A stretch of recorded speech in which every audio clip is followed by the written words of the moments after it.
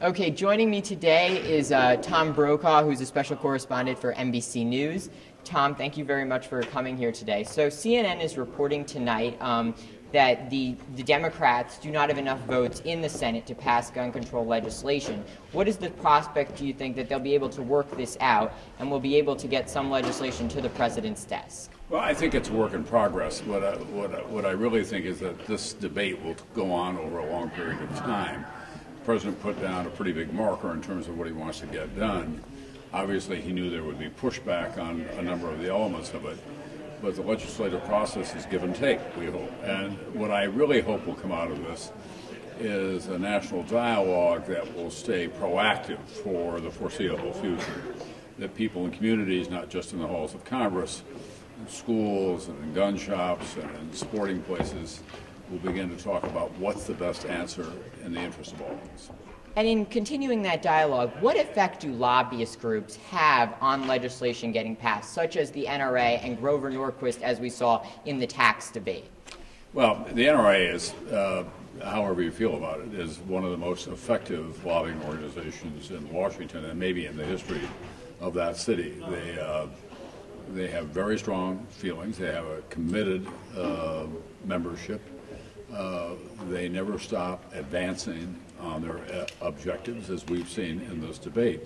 So the NRA, especially with Western rural American congressmen and senators, have a big impact because they can rally a dedicated constituency with a keystroke.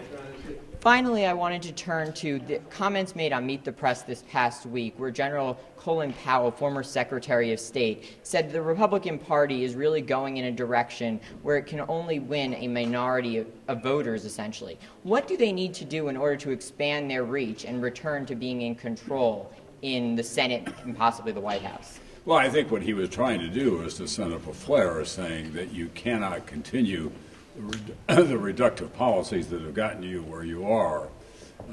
And there are members of the Republican Party beyond Colin Powell who realize, excuse me, I've got a cough here. I think that there are members of the Republican Party beyond Colin Powell who realize that the party have to broaden their base. We have a rapidly rising Latino population in America. Asian Americans are coming up as well. And for better or for worse, the perception among a lot of people is that the Republican Party is concentrated primarily on white males of a certain age and of a certain income level.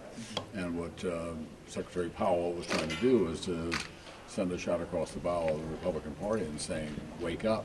He's not the only one who's saying that. Privately, others in the Republican Party are saying that as well. Finally, we have many journalists or aspiring journalists who watch this program and attend University of Chicago. And I was curious whether you would still pursue this profession today if you were starting out in light of the challenges in this industry. Well, the big difference is that when I began, which was at the dawn of the age of network television news, I was the only one that I knew in my generation in my cohort who decided to do this. I was a political science major with a history minor. I was very interested in the social issues of the day. My friends who had shared interests went into law or the academy. Other people went into business, for example. I was the only one that I knew who went into television news. Now, your generation, everybody wants to get in on it. And so it's a much more crowded playing field.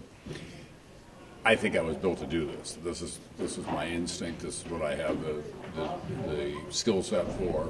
I love it. I still do. I would do it maybe in a different fashion. Would I end up at NBC in the same fashion I have? Yeah, I would hope so. But Bloomberg is a great organization. CNN has opened up all kinds of opportunities that didn't exist when I was coming of age for cable news outlets.